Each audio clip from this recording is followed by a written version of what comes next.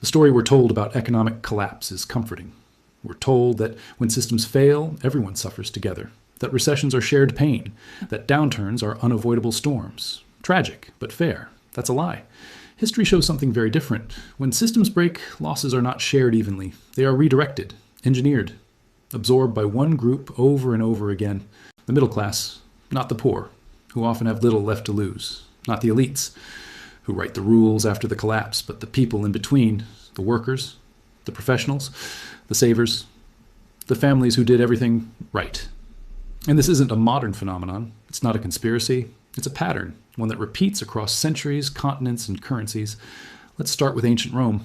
By the 3rd century, Rome was drowning in debt, military overreach, and declining productivity.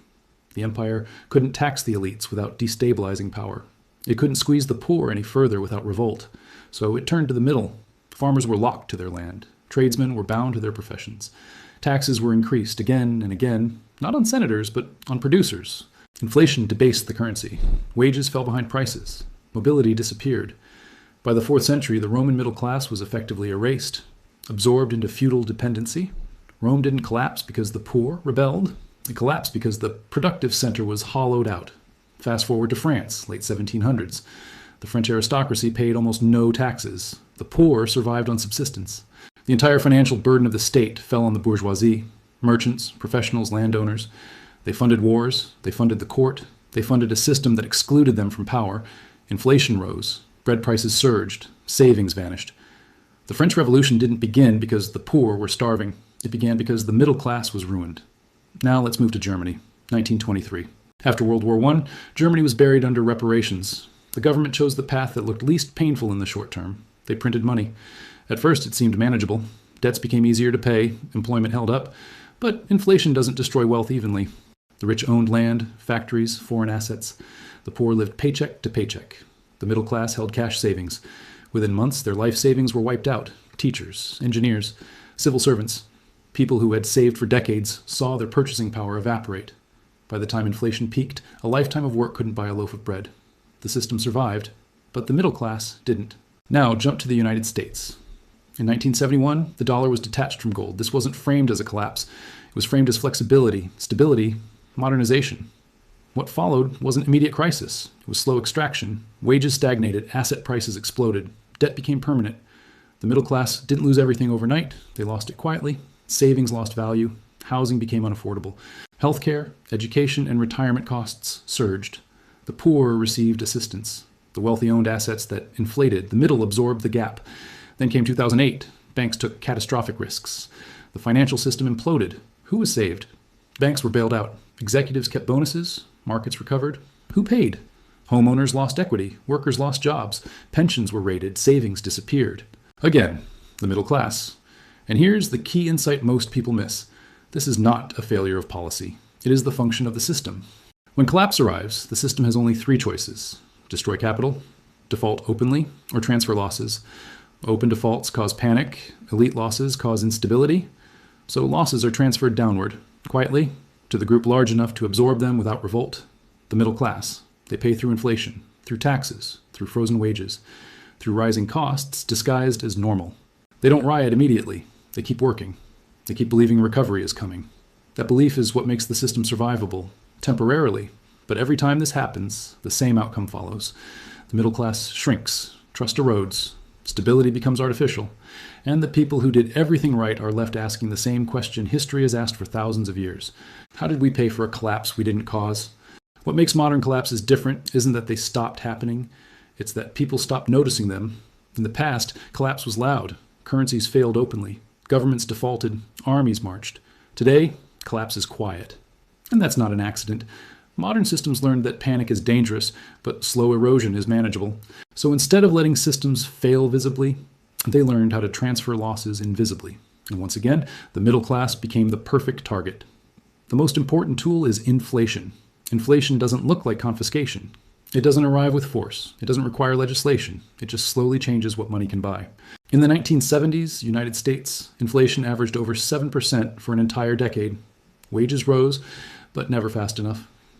By the time inflation peaked in 1980, the purchasing power of the American middle class had already been permanently reduced. No bank was seized, no savings account was confiscated, but real wealth vanished anyway. The same mechanism played out in Britain after World War II. The British government didn't default on its debt. It inflated it away. From 1945 to the late 1970s, inflation steadily eroded middle-class savings while wage controls limited income growth. The empire faded quietly. Living standards declined slowly. The middle class paid without ever being told it was paying. Now look at Japan. After its asset bubble burst in 1991, Japan didn't collapse. It stabilized. Interest rates were pushed to zero. Debt exploded. Markets were supported. For over 30 years, Japan avoided crisis. And for 30 years, the middle class stagnated. Savings earned nothing. Wages barely moved. Younger generations lost upward mobility. The system didn't fail. It just stopped rewarding participation. That's what engineered stability looks like. Another mechanism is debt. Debt allows governments to delay consequences. Instead of raising taxes sharply, which causes resistance, states borrow. But debt always has a creditor. And when debt grows beyond repayment, the question isn't if it will be resolved, but how. Historically, debt is resolved in three ways: default, restructuring, inflation. Open default destroys trust. Restructuring angers creditors. Inflation spreads the pain quietly. And inflation hits the middle class hardest because their income is fixed and their savings are denominated in currency. This is exactly what happened in Argentina. In the late 1990s, Argentina pegged its currency to the US dollar to project stability. At first, it worked. Inflation dropped, confidence returned. The middle class saved again, but debt kept rising. When the system broke in 2001, the government froze bank accounts overnight. People couldn't access their savings. The wealthy had already moved money abroad. The poor had little to lose. The middle class lost everything. That wasn't chaos, that was delayed reality. Housing is another transfer mechanism. In the post-2008 world, interest rates were pushed near zero. Asset prices exploded. Homes doubled, then tripled. To the system, this looked like recovery. To the middle class, it looked like survival becoming leverage dependent. They didn't gain wealth, they took on debt. When rates rise, asset holders adjust portfolios. Mortgage holders suffocate. The same happened in Spain after 2008. A housing boom fueled by cheap credit collapsed. Banks were rescued. The system stabilized. But an entire generation of middle-class Spaniards lost home equity, careers, and mobility. Again, stability was preserved. People were sacrificed. Pensions are another quiet mechanism. Pensions promise certainty in an uncertain system, but they depend on continuous growth. When growth stalls, benefits are cut quietly. Retirement ages are raised. Eligibility rules change. Inflation does the rest. This happened in Greece after 2010. Government debt exploded. Austerity followed. Pensions were slashed. Taxes rose. The wealthy shielded assets. The poor survived on assistance. The middle class collapsed. And Greece didn't fail. It was stabilized. This is the modern playbook. Avoid visible collapse. Maintain confidence. Shift the cost slowly. And because the middle class is large, compliant, and invested in the system, it absorbs shock better than any other group, at least for a while. But that absorption has limits. And once those limits are reached, behavior changes. People stop saving. They stop trusting institutions. They stop believing the future will be better. That's when systems lose legitimacy. Not when markets crash, when belief breaks. And belief always breaks in the middle first, because the poor never had illusions, and the wealthy already left. The middle class is the last to realize the rules changed. And by the time it does, the system has already extracted what it needed. That's why modern collapse doesn't look like disaster movies. It looks like exhaustion. It looks like frustration. It looks like doing everything right and falling behind anyway. And that feeling is not random. It is the signal that the transfer is already underway. In part 3, we finish the pattern. Who survives these collapses, why some groups always move early, and why understanding this cycle changes how you see stability forever. By the time collapse becomes visible, the most important decisions have already been made. History shows this again and again. The people who survive economic breakdowns are not the smartest. They are not the strongest. They are not even the richest in most cases. They are the earliest. They move before collapse becomes obvious, because by the time it's obvious, movement is no longer allowed. This is the final pattern, and it's the one that decides who resets forward and who is permanently set back. Let's go back to Rome one last time. When the Roman Empire finally fractured in the 5th century, the senatorial elite didn't starve. They didn't wander. They didn't beg. They had already converted political power into land, security, and local control. When currency failed, they owned real assets. When trade collapsed, they controlled production. The people who suffered weren't the elites or the poorest peasants. It was the former middle class, the merchants, administrators, and professionals whose lives depended on centralized stability. Once Rome's administrative system failed, their skills became useless overnight. Now look at the fall of Constantinople in 1453. The wealthy merchant families didn't wait for the Ottomans to breach the walls. They moved wealth earlier into Venice, Genoa, and Florence. Trade networks survived. Families survived. Those who trusted the city's defenses lost everything. Collapse doesn't punish ignorance. It punishes loyalty to systems that can't protect you anymore. Fast forward to Russia, 1917. Before the Bolshevik Revolution, many wealthy Russians saw the signs early. They moved gold, art, and capital abroad. When the revolution came, borders closed. The middle class, professionals, shopkeepers, civil servants, were trapped. Property was seized. Savings were erased. Mobility vanished. Those who waited for clarity got none. Those who moved early didn't need it.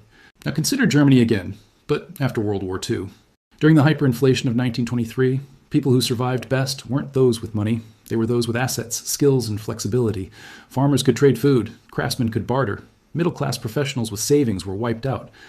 But by the time World War II ended and the Deutschmark was introduced in 1948, the pattern repeated. Those who distrusted paper money early converted into goods, tools, and property.